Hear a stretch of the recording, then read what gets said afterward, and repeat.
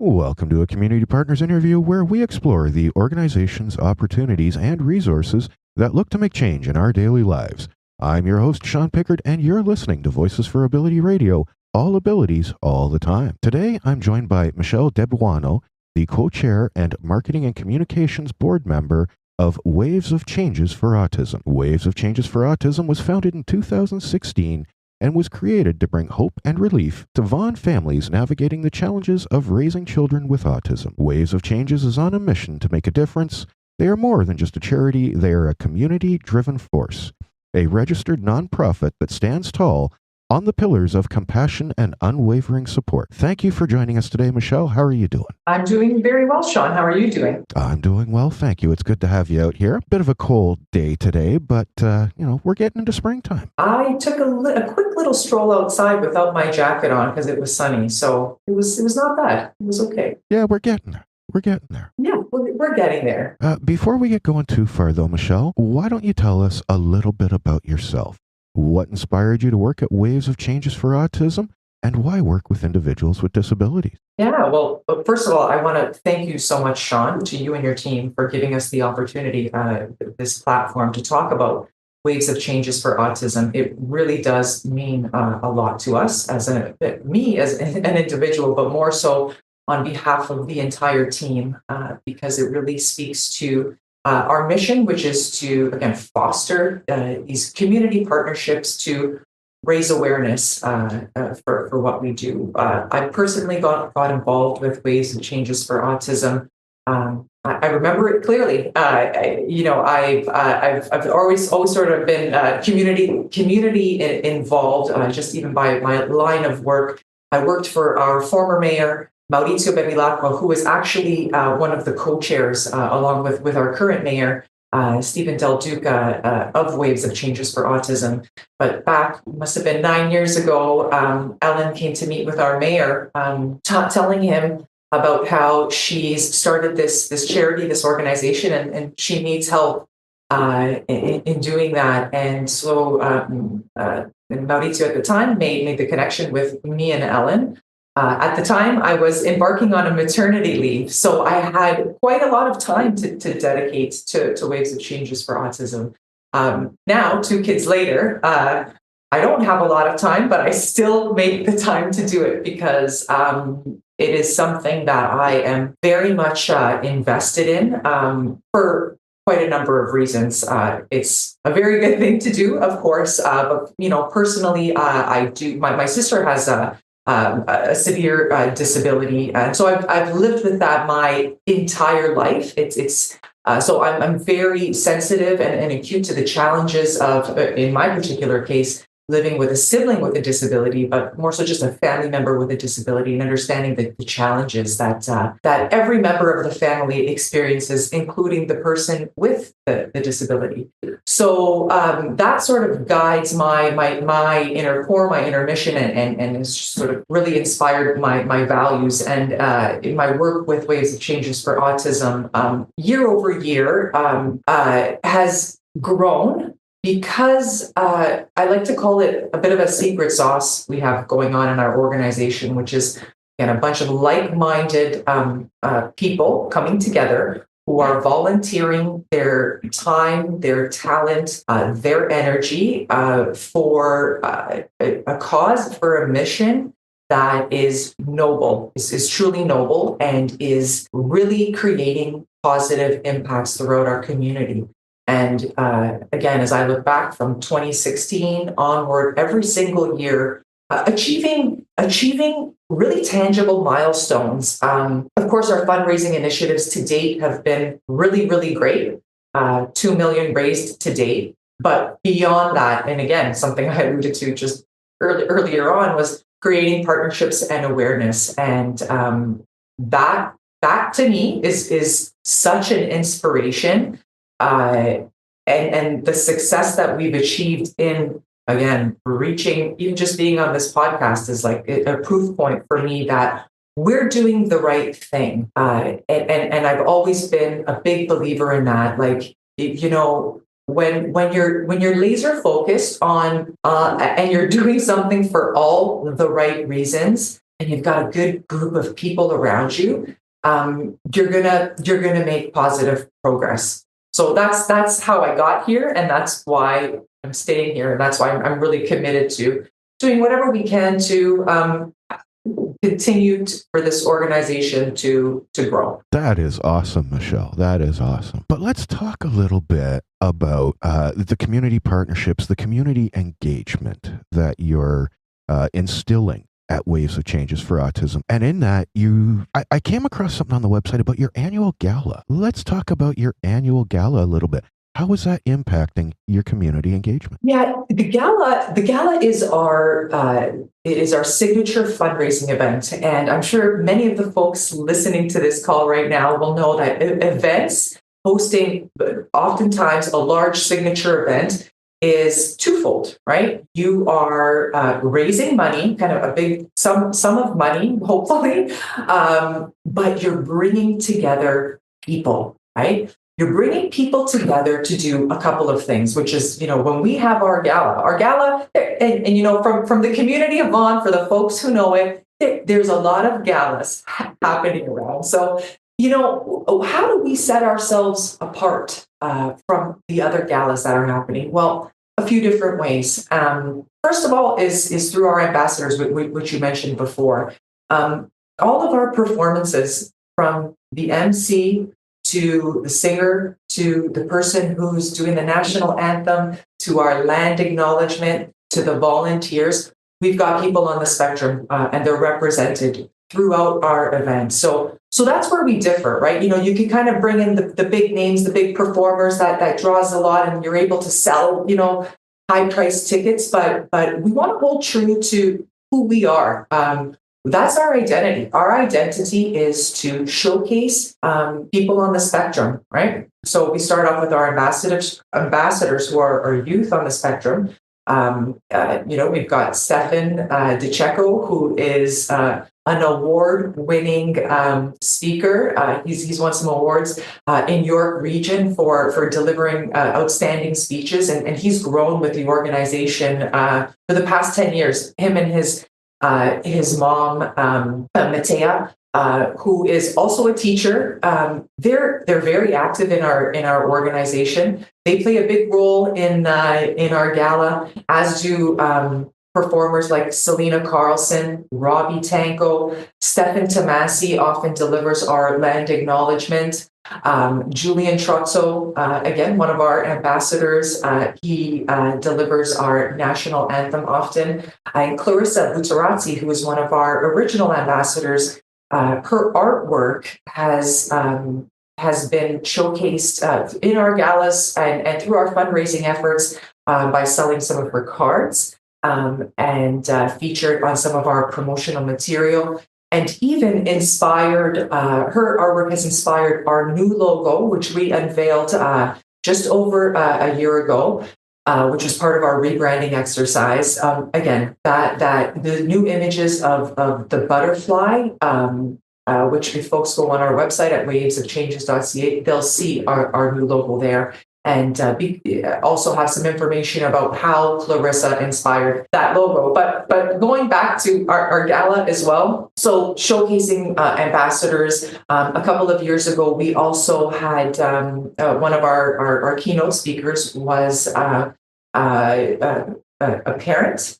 A parent who has experienced and raised a child with autism. In fact, he's actually he started an organization. He started another grassroots organization, which is actually a school, an ABA therapy school.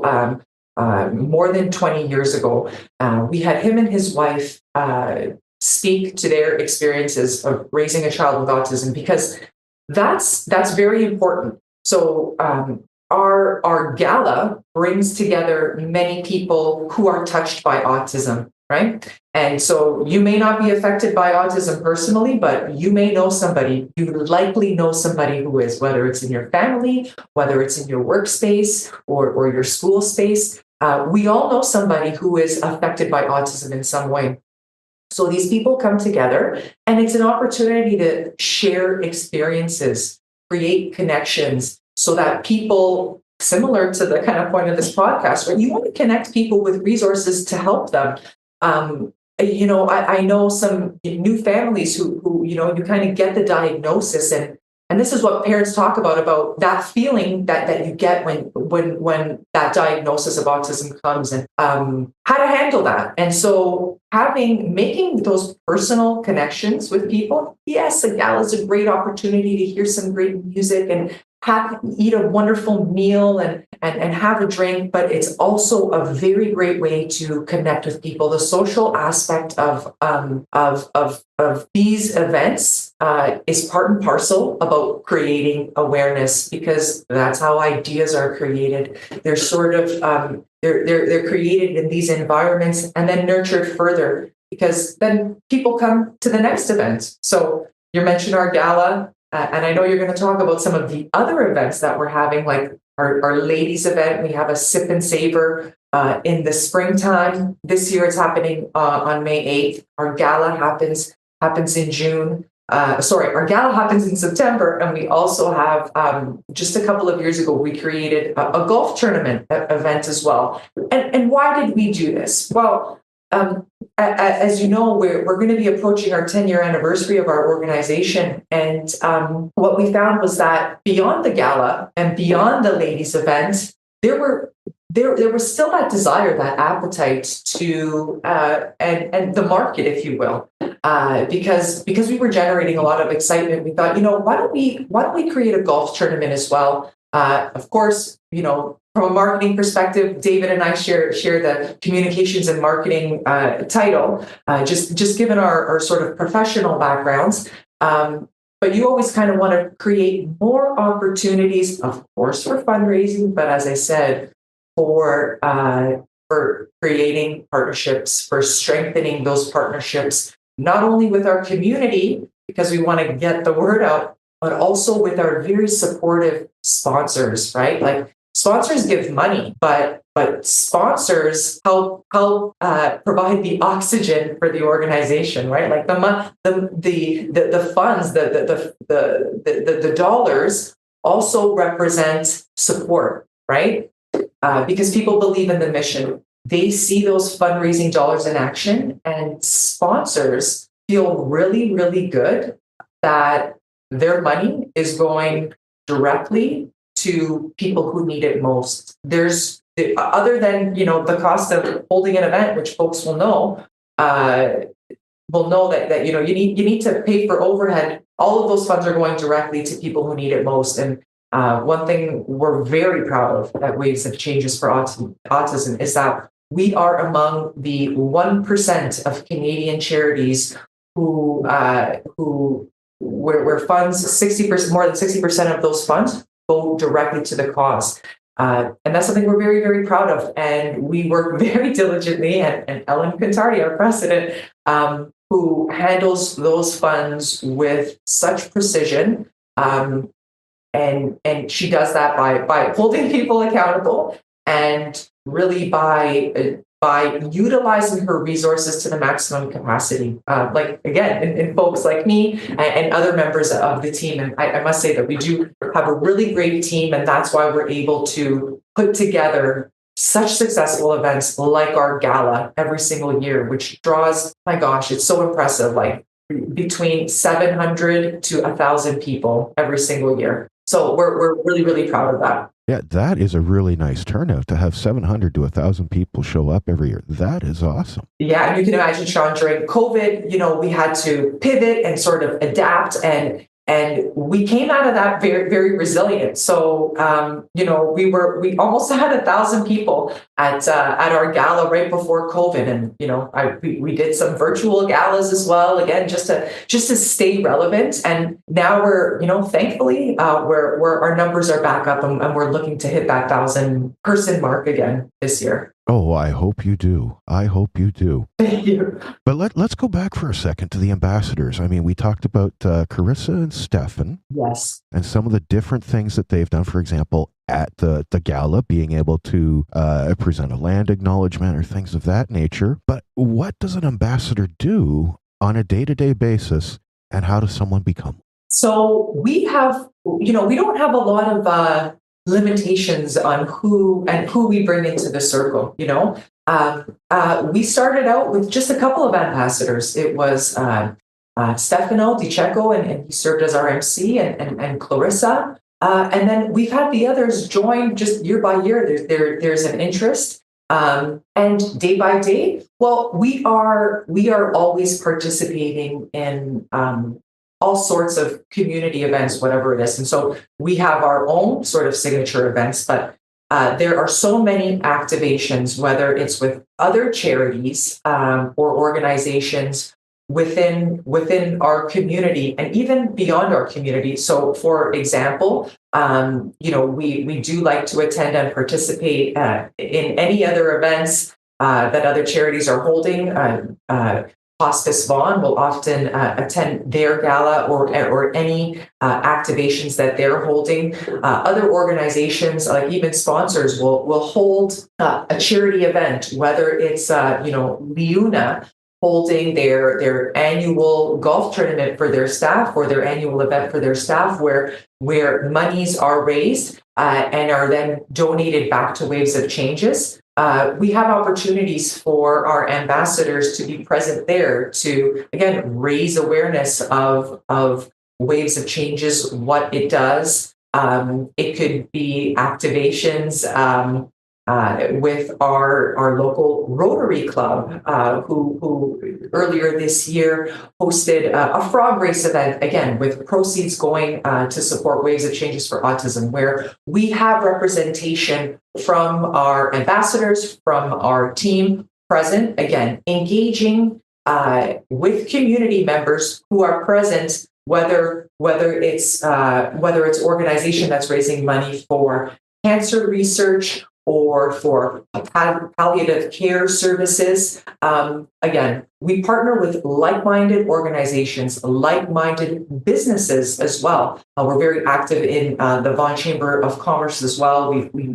We won Best Nonprofit in 2002, and we've been nominated 4 other times, and we're nominated again this year as well. And so we have representation from our ambassadors, from our team at all of these community events, whether they're at the City of Vaughan through the initiatives that Mayor Del Duca and our former mayor and co-chair Mayor Bevilacqua have put together to celebrate the philanthropy that takes place in the community. We are always calling upon our ambassadors to take part in that.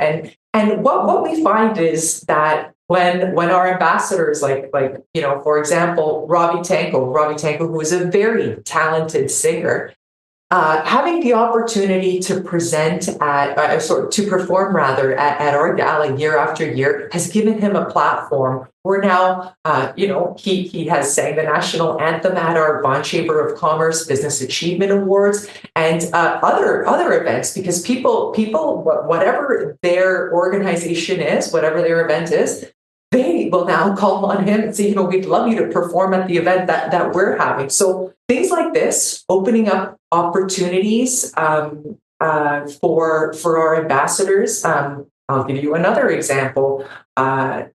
Stefan Tomasi, who's another one of our ambassadors, did an internship with my co-chair David DiBenedetto. He has a creative services lab, and Stefan did an internship with him. So again, it's about creating a platform for them to share their abilities and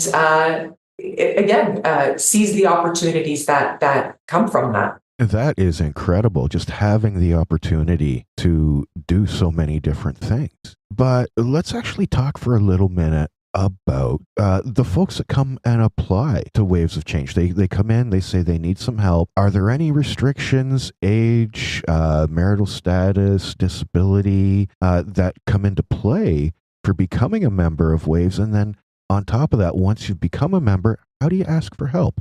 How do you get some of those funds if you need them? Yeah, that's a great question, Sean. I encourage folks to visit our website at wavesofchanges.ca to look at this specific criteria. What Waves of Changes does is it fundraises, and it collects monies and it distributes it to through the application process. Eligible criteria are children 13 and under who live within the city of Vaughan. And we do have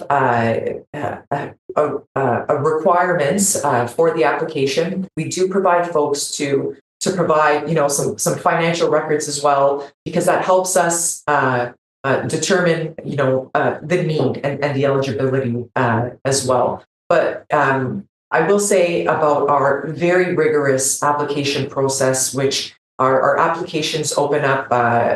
Again, you'll have to go to the website for the specific dates, but it's in the early fall. They open up late August to September. We have our application period open, and our process again is very rigorous, and it has been created and facilitated by Leah Lacarenza, and she's one of our valued and trusted committee members. Leah is a teacher coordinator at the Toronto Catholic District School Board and the Hospital for Sick Children Learning Disabilities Research Program.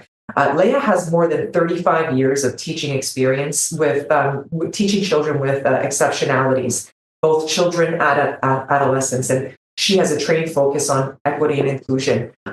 So again, it's rooted in confidentiality. She really is the only person who reviews all of the information in that process, and she's looking for a set of, defined criteria. Again, all of that is outlined in our website because we're trying to identify, of course, does the child have this clinical diagnosis? Once it's determined, all of the eligible applications are then, set aside, and the amount of funds.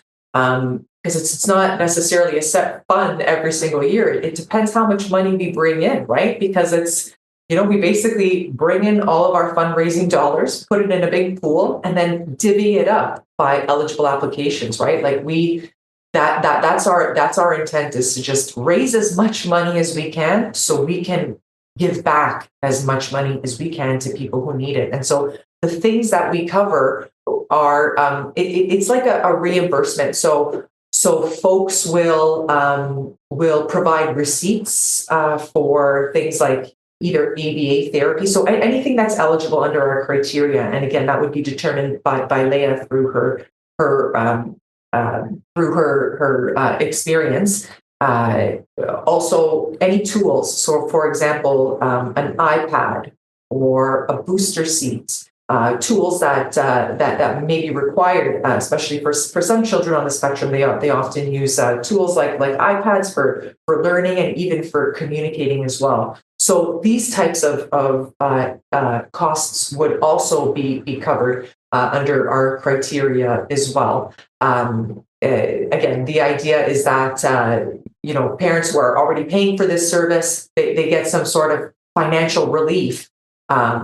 Which is, in this day and age, always welcome, a welcome relief, however little it is. And that's really what motivates us to try and continue fundraising more, like I said, so we can give more back. So those individual checks to each of those successful applicants, we can try and increase that amount year over year.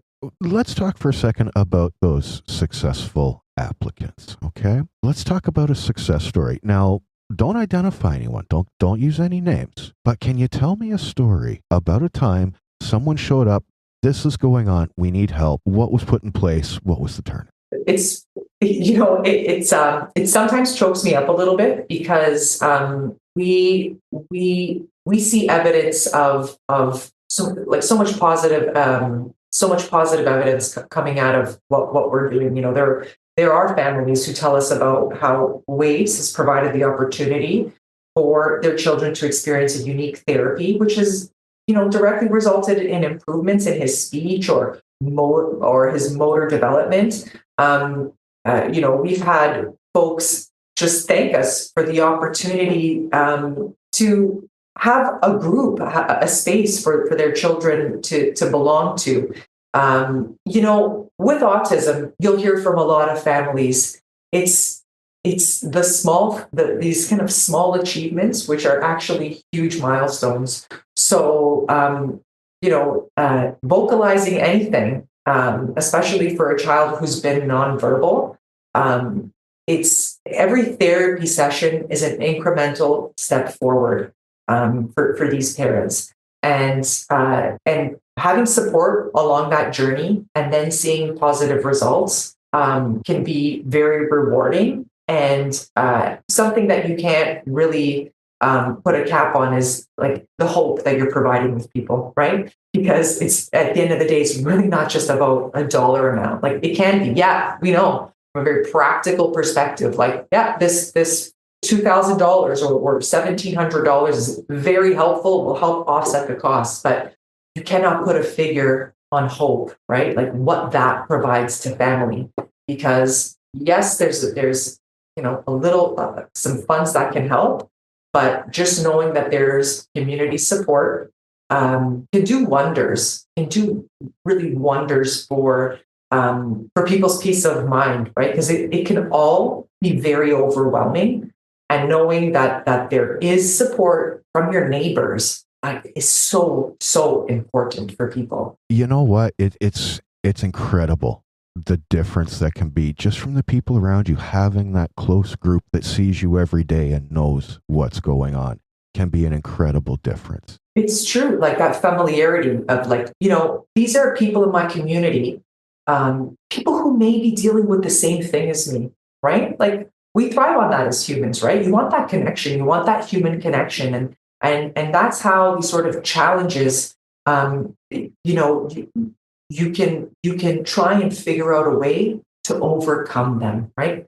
Because you don't want to be debilitated by it, right? Well, let's talk about that for a second, actually, because this is my favorite question, actually, Michelle, and I have to ask it here. What's the one thing that you see happening over and over again to individuals with disabilities that shouldn't be, and how do we stop it? I think the name, of this podcast, Voices for Ability. This is it. So anytime we can help amplify their voice by creating pathways, creating opportunities for them to share their experiences, to me, that is the biggest thing, is that they don't have a platform, or they need to fight for their platform.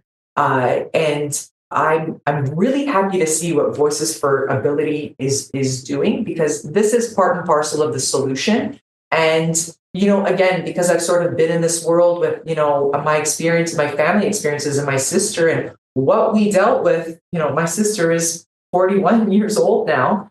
I've been dealing with this all of my life. I can personally see how there are more platforms to give people a voice, but there's still so much work to do, right? And so that, to me, is the one thing, is that their voices are not as heard as loudly as maybe some other people. So and sometimes folks with my sister, for example, is nonverbal. Some folks on the spectrum are nonverbal. They rely again on the support of whether it's their immediate family, their network of friends, their people who are, again, invested for the right reasons, who are willing to go to bat and say, we need to do something about this. We need to create a bigger platform for these people. We need to put a spotlight on the needs of children and families with autism, or here, this is World Down Syndrome Day today. I don't know when this is going to air, but on recording, it's World Down Syndrome Day today. And so, whether it's a seizure disorder, Down syndrome, or autism, I think the disability community needs ambassadors like you, Voices for Ability, and groups like Waves of Changes for Autism to participate in this mission together, because I think we're all playing our own role. And so, again, when I'm going to talk about the human condition, when we think to ourselves, well, what can I do? I'm only one person. This is what I can do, and this is what I'm doing. And it's amazing how much power that one person has. But we are running out of time here, Michelle. We are running out of time, unfortunately.